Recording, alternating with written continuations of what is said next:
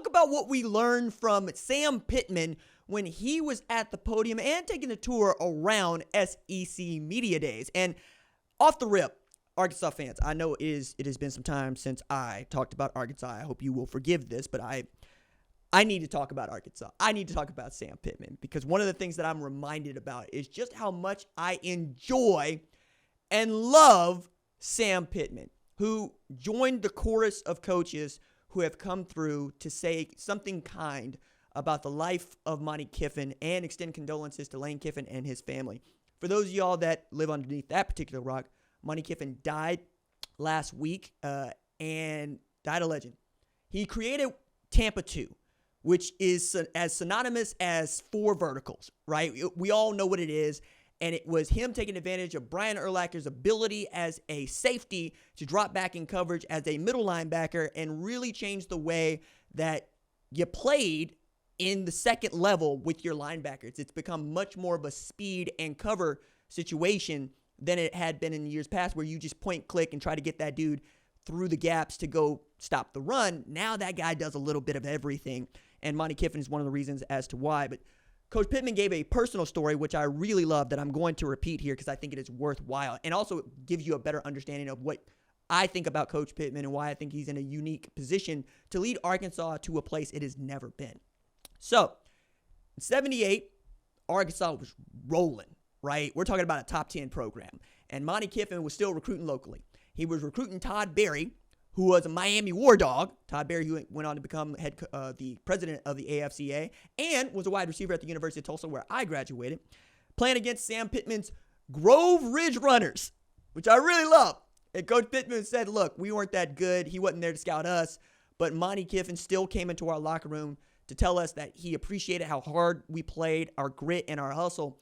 And that was one of the ways in which Sam Pittman knew he wanted to be a coach, because he felt so changed in that moment. Those of y'all that don't know, Sam Pittman, he's from my state. He grew up in Oklahoma, all right? Grove, Oklahoma, which I got to tell y'all, ain't a whole lot of folks coming out of Grove, Oklahoma to make it big time like Coach Pittman, who was one of the great offensive line coaches to ever live, period. Take a look at his resume at Georgia alone, but no man screams Pittsburgh State Gorilla to me more than Sam Pittman. And those of y'all don't know nothing about Pitt State, you need to go find out. I spent a little time up at Pitt State. We can talk about that another date, but there's only an Applebee's out there. Nothing else. You got to want it to go to Pitt State, especially to be an athlete, and Coach Pittman worked his way up, man. He finally got this head coaching job at Georgia. I was so excited for him, because you could tell how much it meant to him that the folks at Arkansas and the state of Arkansas would allow him that opportunity. And what did he do when he first got there? He went from 4-20 to 9-4. Now, last year wasn't very good. It's 4-8. But I love what he had to say about his look. If we can go from 4-20 to 9-4, we can sure as hell go from 4-8 to 10-3, right? And he also is jazzed by this new college football playoff, this 12-team extended, because Arkansas's got to weigh in. That doesn't mean they got to win the SEC championship or make the SEC championship game. Talk about that in a little bit. But if you're thinking that Arkansas could go win 10 games, you're probably thinking they could win 11. And the reason I say that is a 2-loss team from an SEC or Big Ten is probably going to make the college football playoff. It's just about who did you beat and who did you lose to and what were the circumstances around and what do we know about those other teams. You don't want to be in that spot, but that's why it's an at-large spot. It's the one that Arkansas is chasing. And you can tell that Sam Pittman is pulling out all the stops to do just that. He is really, really trying to be the winner that Arkansas deserves. Remember, they've not won an SEC championship since joining the SEC, right? They have had a top 5 program, a top 3 program. They have been one of the better programs in the entire country, but it just doesn't come all the way together for them. So what does Sam Pittman do this offseason? He finds out that Bobby Petrino is making himself available to perhaps come to Arkansas. And what does Sam Pittman do? Not only hear him out, he hires him. That was the moment I knew. Doesn't nobody want to be head coach at Arkansas more than Sam Pittman wants to be head coach at Arkansas? Because he is bringing in a man who had his job and is taking Arkansas to heights that it has not seen in the SEC before or since. Okay? Not only that, bringing in Bobby Petrino and whatever baggage you think he might have from the motorcycle wreck and the neck brace and the lady on the back of the motorcycle. But the thing that he wants you to know and that I think you should know is Bobby Petrino coaches ball, man. And when he coaches ball, the offense scores points. People forget, it ain't just that Bobby Petrino created the Heisman winner that was Lamar Jackson. It's that he turned him into the youngest ever winner of the Heisman Trophy at Louisville. What? And then add to that, Lamar Jackson is one of just 2 men to win unanimous NFL MVP in the history of the NFL. One is Lamar Jackson. The other is Tom Brady, the GOAT. Hello?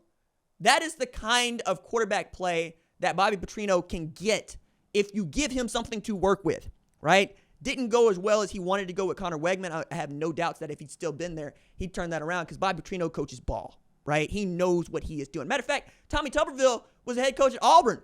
He took the job at Louisville because he couldn't get the job at Auburn, even though the alumni was like, hey, maybe we need to hire Bobby Petrino instead of Tommy Tuberville. And then Tommy Tuberville in 2004 is like, kiss my whole ass, right? Like, I get it. I understand that, right? Now he is Senator Tuberville.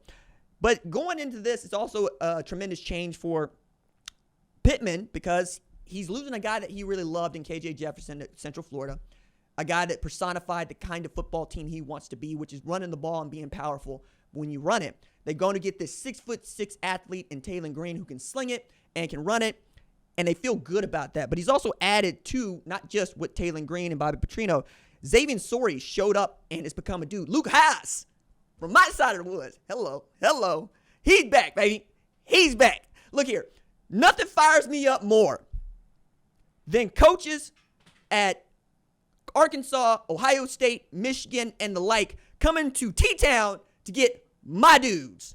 Because I always think that the kids are my dudes. Luke Haas, one of my dudes.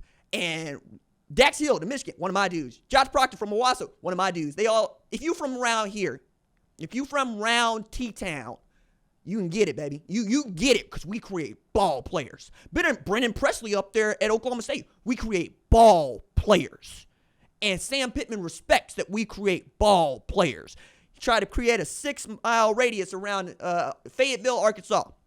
And they recruit from it, which means they recruit DFW. It means they recruit Louisiana.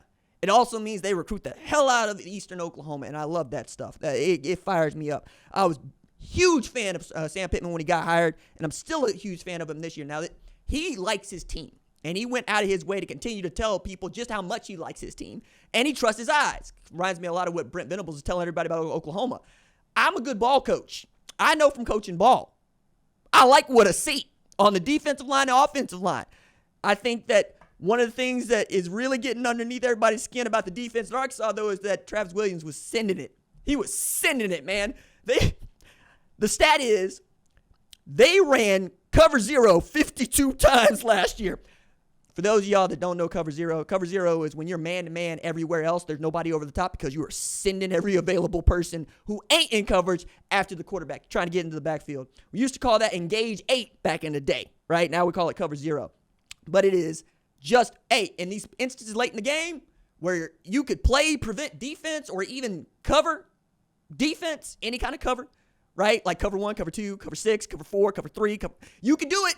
He said, nope, cover 0. We want to go get the ball. We want to put this away. Didn't always go their way. They finished 4-8, and this is the team that many people believe is going to finish 5-7 because they happen to play in the SEC. And that's what's hard about being the head coach at Arkansas, about playing at Arkansas. That's why Arkansas has such a hard time. Realize that in their last 12 games that were one score, they're 3-9. And then last year, they were 0-5 in one-score games. If they win all 5 of those, they're 9-4. You know what I'm saying? Like, it's that simple. It's a one-score league.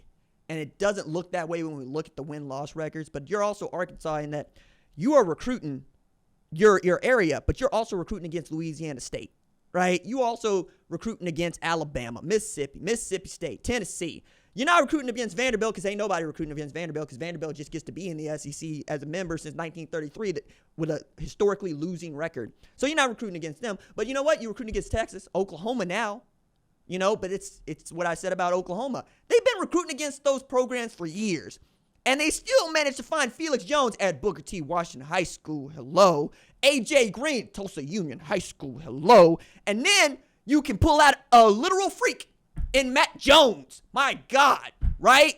You can find dudes, Darren McFadden, a literal freak, to play at Arkansas. Dudes want to do it. Hell, I would want to do it. I was giving that some real thought as I'm in like 7 different Dynasty modes right now, and I try to choose the hard way, and that doesn't mean that, a group of 5 team, like I got Arkansas State going, but that's because I'm a sicko. It's also, look here, I'm going to turn Vanderbilt into a national champ on Dynasty mode, on All-American, because Heisman is impossible. But I'll do it on All-American, and I'll share the results with you about how long it takes me to win a national championship with them, but it's going to happen. Just like I'm going to do it with a number of other schools. Like, of course, I got Oklahoma. For y'all go there. Yeah, I got Oklahoma. I'm going to do it with Arkansas. I'm going to do it in Nebraska because y'all don't remember when Nebraska was feared. And I never played with Nebraska back in the day because, well, that was like playing with Ohio State, Georgia, or Alabama today, or Texas. I don't care about that. And if you tell me you go win a national championship in Dynasty mode with Alabama, Texas, or Ohio State or Georgia, I'm just going to thumb you the nose on that. I don't care. You go do that with Vanderbilt, Northwestern. Rutgers is another team that I got one running with. Yeah, you can get my respect.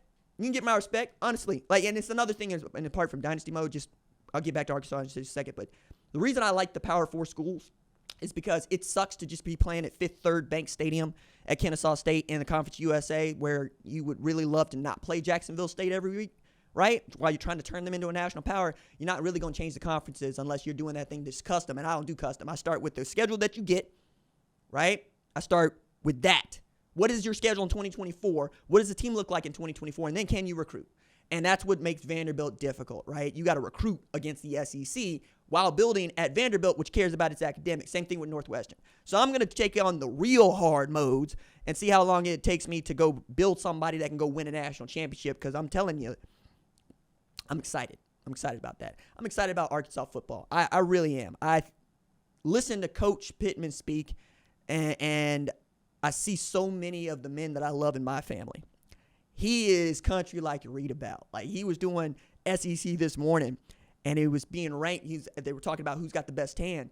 And y'all know that Coach Pittman, he goes out to Hot Springs to his lake house, and he goes, I don't use no sunblock. This is SPF 0, buddy. And I'm going, sure, you sure don't, sir. You sure don't. And when he did the show here a few years back, meant a lot to me. You can find that episode on the channel, and I don't want to go too deep into it, but there are not a whole lot of men that coach football at a big time level for which I care about more, and I really want them to win. So Arkansas, probably gonna have more to say about y'all than I have in the years past, and I apologize for that again. But be on it this year, because Sam Pittman feels like he's got something, and Sam Pittman ain't in the business about lying about what he's got.